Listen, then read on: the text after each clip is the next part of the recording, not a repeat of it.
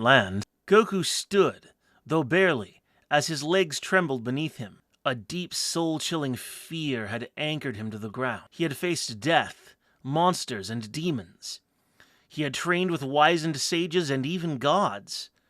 But this was different. The power of the look-alike stranger was far beyond anything he had yet seen. Stronger still than the fear was the love of a father for his son. Goku, I'm sorry about your son. Ten Shinhan was sweating, clearly shaken. It was horrible, Ten Shinhan muttered, like an abyss of evil. Goku! Krillin's voice trembled, though his resolve did not. Are we really going after Gohan? From above, the wicked demon Piccolo's voice cut through the tension. There's no way you mortals can win. You're all weak. Goku looked up. Were you watching? Of course, Piccolo replied coolly, descending from atop Kame House. He walked briskly towards Goku, every stride purposeful. That upstart is a threat to me, so I'll help you kill him. I need to rescue my son. So, I guess I'll trust you for now. The two men's eyes met. Their serious glaring spoke more than words about their past rivalry, but also the seriousness of the current situation. It was a fierce, intense moment. Goku cupped his hands to his mouth. Kanto-un! A golden cloud zipped through the sky and stopped before him. Goku jumped on, then turned, offering a hand to his friends. You guys coming? Ten Shinhan stepped forward. The moment his foot landed on the cloud and didn't fall through, Goku blinked in surprise. Guess that means your heart's pure, huh, Jun fan? My heart's not pure, Goku. Only yours is. Ten replied with a faint smile, revealing how he had been holding onto Goku's shoulder. I'm not even going to try to ride that thing, Krillin groaned, tossing a capsule to the ground with a poof. A sleek jet materialized. Goku turned to Yamcha. You coming? Yamcha hesitated. I'll stay in the plane. I'm not ready to fight something like that. But I'm coming. Piccolo scoffed. Teaming up with Goku and his little friends. Hope I can keep from vomiting. The group took to the sky. Kanto-un, Piccolo, and the jet tracking Turles using Piccolo's advanced senses. He's wearing a device. It lets him see your location and your battle power, Piccolo explained. That's how he tracks us? Goku asked. I'm positive, Piccolo replied. Suddenly his eyes narrowed. He's here! Land! They touched down in a peaceful grassy clearing. Goku stood at the front, Piccolo to his left, Krillin and Ten to his right. So, you've all come to face me together. Turles sneered, emerging from a crater where his space pod had landed with great impact. I was about to orbit the planet and destroy it before your son's eyes. But I guess I'll have some fun first.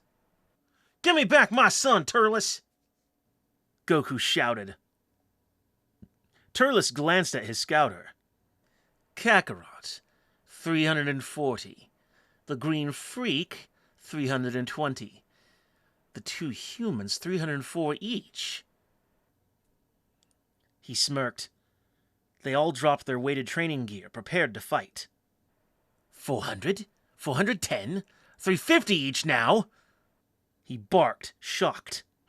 Turles hurled his kill driver, a glowing semi-transparent sphere that expanded as it flew out to consume its target.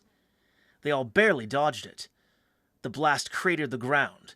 In a blink, Turles launched out of the smoke, kicking Krillin to the ground. Ten tried to intercept, only to be smashed into the mountainside. The team regrouped near Turles' pod. Goku and Piccolo rushed in, while Krillin and Ten charged their attacks. The Kamehameha and the Dodon Pa. Turles blocked their attacks, then slugged Piccolo in the gut, and kicked Goku far across the clearing. His scouter beeped rapidly. They can raise their power levels mid-battle! The bald one's at 710. The one with the third eye, 750! Krillin fired his Kamehameha, but Turles deflected it, while Ten's Dodonpa missed entirely. Damn it! Turles soared up, striking Krillin in the chest mid-air, sending him spiraling to the ground with a thud. Ten Shinhan too was tossed aside with great force, as the entire group was now on the ground below. Turles hovered above, a wicked grin on his face. So I underestimated you. Fine. But I've got a surprise. He raised both hands, conjuring a ball of white light. You should have kept your tail, Kakarot. This artificial moon will let me transform. And your son, too. He cracked open his space pod and dragged Gohan out, holding the wailing boy by his face, smiling as he averted his gaze. Goku gasped. Gohan's body bulged, hair sprouting from every root in his skin, muscles rapidly expanding. With a roar, the boy transformed into an enormous Oozaru. I'll control the brat and watch him destroy his own father! Turles gloated. While Piccolo and Krillin struggled to hold Gohan back, Turles struck Ten from behind.